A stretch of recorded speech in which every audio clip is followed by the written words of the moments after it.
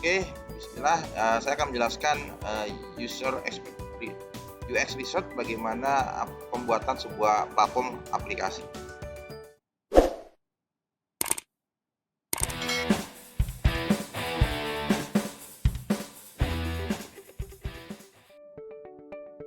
Oke, ini materi ini sangat overview, dan powerful terkait dengan pemahaman kita dalam pembuatan sebuah, aplikasi. Ya, bagaimana aplikasi itu dibangun secara best practice, secara baik dan secara, ditelaturnya kita akan bahas.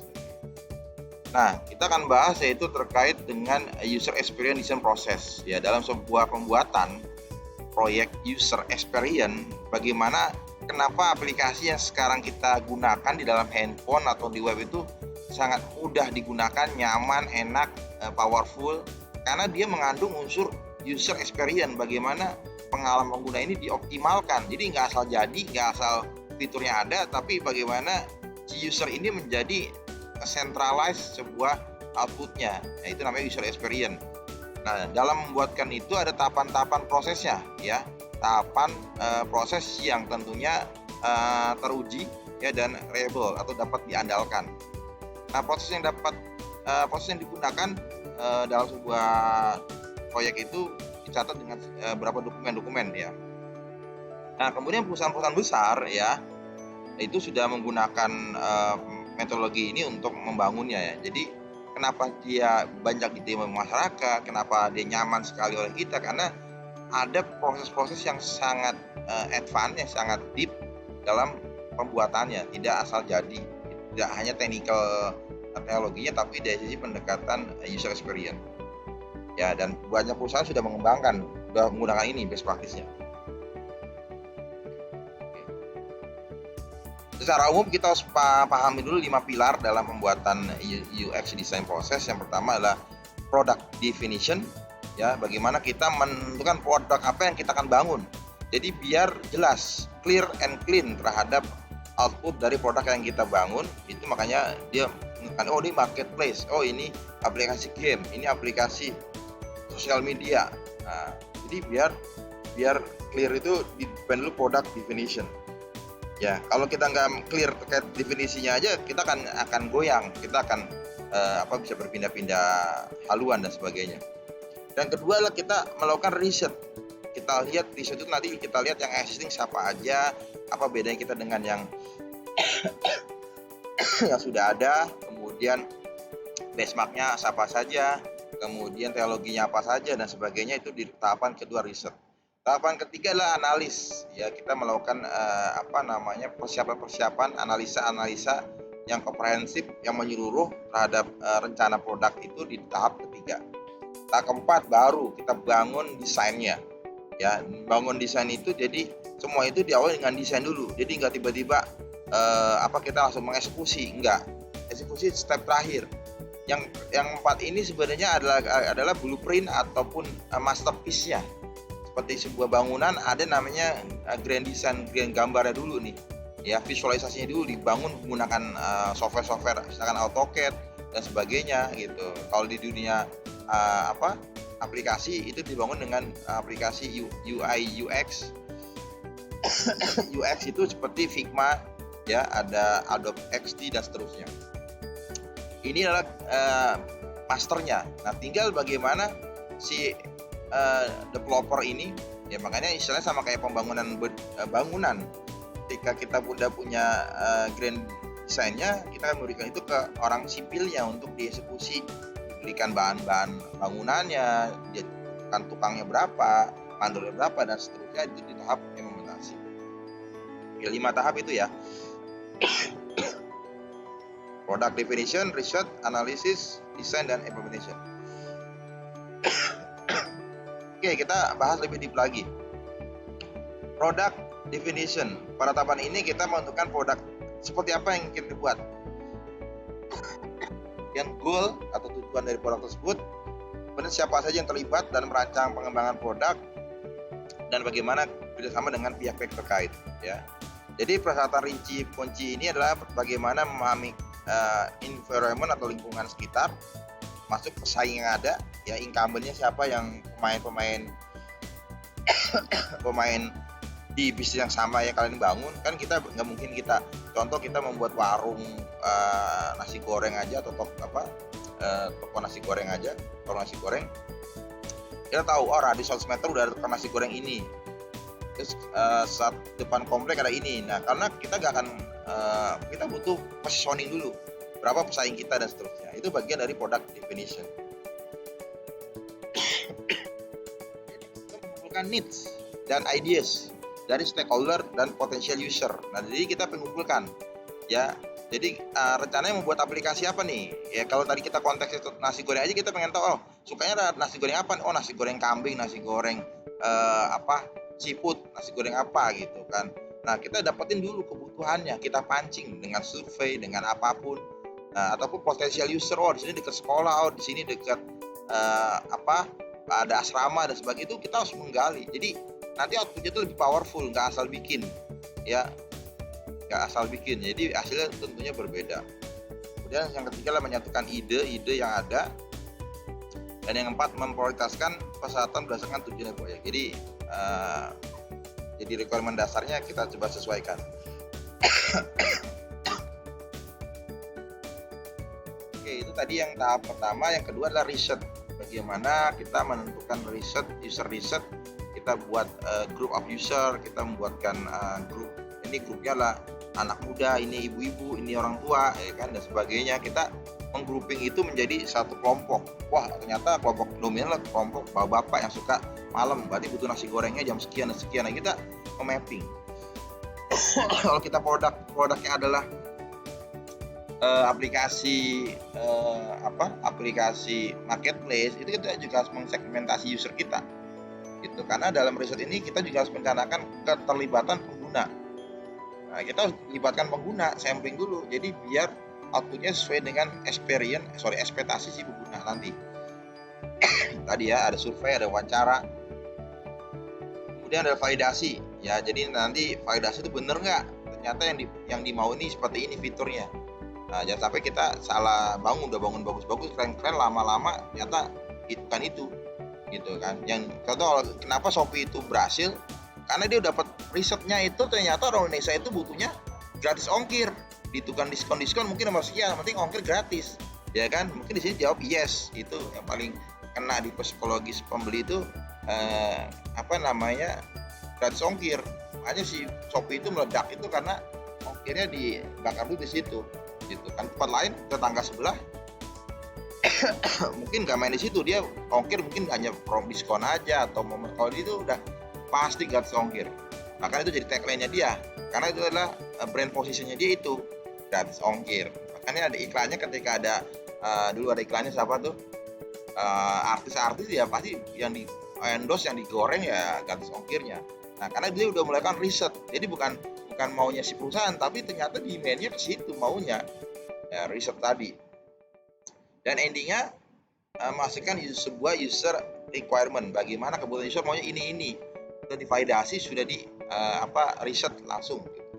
Itu tahapan kedua, itu riset. Tahapan ketiga adalah analisis ya. Pada tahapan ini dilakukan analisis terhadap apa yang sudah didapatkan pada tahapan riset. Pertama pada user riset ya, dari hasil wawancara, survei dan sebagainya, kita menentukan persona ya. Apa sih persona? Personal dokumen yang mendeskripsikan target user yang khas, dapat dikatakan sebagai representasi dari responden dalam pengumpulkan data. Jadi kita namanya niche market kita ataupun profil dari pengguna nanti itu kita tuangkan dalam namanya user persona. Nah, dalam wawancara ini ataupun survei bisa didapatkan biografi dari target user. Oh, ternyata targetnya anak SMA, targetnya ibu-ibu. Target itu beda nanti cara penentuan warna, kata-katanya. Kalau bilang bro dan sis, tapi penggunanya rata-rata bapak-bapak, nggak nyambung. Ya kan? Kalau misalkan aplikasi butik gitu kan, ibu-ibu ya, pakai bahasanya tentunya dari warnanya, bahasanya kan jeng atau apalah itu kan, disesuaikan biar lebih dapat bondingannya itu dapat lebih kena gitu kan. Oke, kemudian tentunya yang paling utama ultimate adalah gimana kita bisa menyelesaikan masalah ya. Contoh ketika kita beli nasi goreng aja, sebenarnya masalah kita lapar ya. itu dulu selesaikan. Kalau lapar lagi makan lapar tapi ternyata nggak enak, ya kan. Atau ada juga yang masalah branding doang, makannya sih biasa aja tapi ataupun tempatnya yang luar biasa, udah estetik, instagramable dan seterusnya.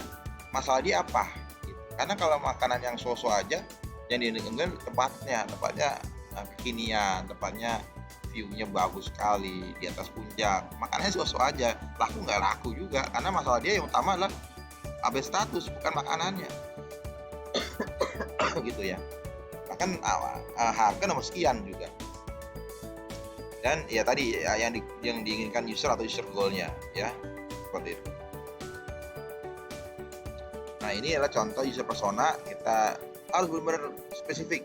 Di sini ada nama, contoh namanya, ada contoh gambaran orang seperti apa secara fisik, ada umur, ada gender, education, work, family, location, kemudian personality-nya orangnya lebih introvert. Ini nantinya endingnya akan dibaca oleh seorang desainer dalam menentukan warna, font, tulisan, ya karakternya. Kan nanti ada psikologis yang bermain di font, di warna, di icon gitu kan, dan sebagainya. Nanti situ ada challenge, frustration, ataupun apa sih kegelisahan ataupun problem yang ditemukan gitu kan. Kenapa Gojek bisa menjawab dipakai banyak orang? Karena dia menjawab masalah umum. Ketika naik Gojek, kita akuin pasti kalian takut dengan harganya berubah. Gojek menjawab itu. Kan kita naik Gojek 15.000, pas sampai ujung jauh nih mas, 25 nih lah, kan kita nyaman nggak tuh, ya kan? Ya kadang nyaman kadang enggak, tapi overall nggak nyaman. Nah, Gojek menjawab itu. Jadi ketika Gojek ditanya kenapa aplikasi itu laku, karena menjawab challenge ataupun masalah yang ditemui di masyarakat, ketidakstabilan harga. Yang kedua apa Gojek? Yang Gojek menjawab adalah dari sisi drivernya yang nggak jelas. Kadang pakai jaket, kadang jaket yang nggak dicuci seminggu, sebulan, setahun. Nah, dia pastikan drivernya udah pakai Gojek standar. Motornya juga nggak ada motor yang zaman dulu tiba-tiba Gojek pakai air-racking, ada nggak kayak gitu? Nggak ada, ya kan? Karena dia menjaga 5 tahun terakhir, 3 tahun terakhir dan seterusnya. Jadi nggak ada ya Gojek pakai 2 tak gitu kan, pakai Vespa gitu kan. Nah, jadi itu semua menjawab itu, dia hasil riset mereka itu ketika dapetin ultimate-nya sebuah masalah umum, dia akan lebih, startup itu akan banyak dipakai karena menjawab masalah yang umum gitu. Kenapa GoFood? Masalah orang kan malas keluar, mager. Itu kan masalah semua orang, mager. Ya, malas gerak. Nah, akhirnya dengan kantong aja kita kerja di rumah, kalau ada saldo nyampe tuh depan rumah. Ya, jadi kenyataan kita tinggal duduk manis, yang macet-macetan, yang hujan-hujanan siapa? Abang Gojeknya. Udah hujan-hujanan, macet-macetan, nggak perlu ngantri, ya kan? Nggak dikasih tipsnya juga, kebangetan. Nah, itu kalian juga harus punya psikologis juga. Kalian ngantri, berapa wasting time yang kalian buang buat ngantri dan sebagainya. Ya, needs dan goal-nya juga ada yang tadi masalah, ada yang sifatnya needs. Kebutuhan mereka apa? Ya, kalau masalah ya tadi, kalau kebutuhannya, kalau bisa sih kebutuhannya misalkan dari Gojek itu ada fitur-fitur yang biar memudah, kita kan butuhnya diskon, promo gitu kan dan sebagainya. Itu kan masalah utamanya gitu kan. Even nggak ada diskon, nggak ada promo, itu cuma jadi bedakan antara masalah yang ada yang ingin dijawab dan dengan kebutuhan, ya gitu. Dia butuh, tapi masalah utamanya ya tadi di needs tadi. Ya kalaupun butuh ya pengen semua pada promo, ada diskon dan seterusnya. Dan goalnya ya tentunya kemudahan ya, dari install, cara pakai, cara daftar. Ya tapi ada orang daftar ditanyain nomor. Kita sering kali kalau di aplikasi luar negeri itu ditanyain visa, ditanyain kartu kredit, ya kita udah males duluan, tapi bisnis modelnya memang begitu. Nah, itu kita harus sesuaikan nanti. Nah, yang keempat, dari itu semua kita dapat satu data yang komprehensif, baru kita masuk ke desain. Nah, pada taman ini kita melakukan desain prototype. Jadi desain itu nggak langsung, tapi kita buat prototype. Bahkan prototype ini hampir nyaris persis dengan hasil jadinya. Ya, dengan kecanggihan teknologi, contoh di dunia desain ini, di dunia aplikasi ini, Figma itu udah sama persis kayak kita aplikasi jadinya. Kalau di properti itu kadang kita udah bisa melihat visualisasinya itu kayak gedungnya udah jadi duluan tuh. Itu namanya prototype. Ya, karena kecanggihan teknologi ya, banyak aplikasi simulator dan sebagainya yang sangat memudahkan kita. Nah, hasil dari desain ini diujikan ke calon user. Nah, diminta responnya. Jadi desain ini tetap dilibatkan user tadi. Bener nggak? Butuh ini? Oh bener banget nih. Oh ini saya nggak butuh dan sebagainya. Tapi jangan salah juga milih user untuk ngetes. Nah kalau udah semua sudah diuji baru dibuat proyek besarnya. Ketika kita desain mau bangun rumah ya si usernya mau pengguna ini ditanyakan mau nggak gini nanti keramiknya ini enggak. Nah jadi belum dieksekusi kita udah punya visualisasinya. Itu tahapan desain. Nah ketika udah cocok, nah kalau udah dieksekusi kemungkinan keberhasilan tinggi karena user udah oke duluan sebelum barang jadi. Gitu. Sekali lagi ini karena kecanggihan teknologi. Kalau dulu ketika kita bikin desain pakai kertas gini-gini, orang juga masih ngawang-ngawang banget, masih 2 dimensi abstrak. Tapi kalau sekarang udah kalau kalian pernah pakai Google SketchUp itu kita bisa bangun rumah sangat mudah, sangat 3 dimensi gitu kan dan sebagainya. Nah, jadi inilah tahapannya. Jadi desain itu nggak hanya cuma desain gambar tapi udah sampai ke visualnya. Dia bisa sampai 360 derajat kelihatan. Nah ini gambarannya. Jadi tingkatan desain ada wireframe ya. Jadi wireframe itu ini masih di kertas saja. Jadi sebuah aplikasi juga diawali dengan sebuah wireframe seperti ini, kasaran. Jadi ada peta kasaran dulu, sketsanya dulu seperti ini. Ya baru dia masuk ke prototyping ya kan, dia baru pakai aplikasi dan seterusnya. Jadi tentu butuh goresan-goresan kecil ya. Nggak bisa langsung ke sini, butuh sebuah kartun pun kita juga buatnya nggak bisa langsung ke sini, kita buatnya langsung ada ini biar lebih powerful tentunya. Oke, yang kelima, nah ini ketika itu sudah oke semua baru masuk ke implementation. Setelah semuanya dilakukan dan dipastikan selesai, maka dilakukan implementasi. Ya ada tahapan beta dan live product. Beta ini bukan aplikasi orang Ambon beta bukan, tapi adalah belum launching kayak seperti grand launching, soft launching gitu kan. Jadi belum full fiturnya, itu versi beta. Tapi di sini beta ini requirement dasarnya sudah terpenuhi ya. Sehingga nanti ketika udah rilis sudah baru terintegrasi terkoneksi ke semua. Gitu.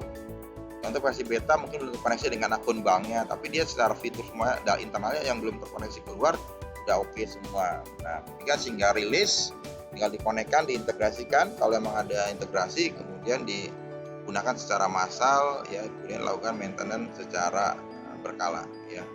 Nah itulah gambaran umum terkait dengan user experience design ya, semoga bisa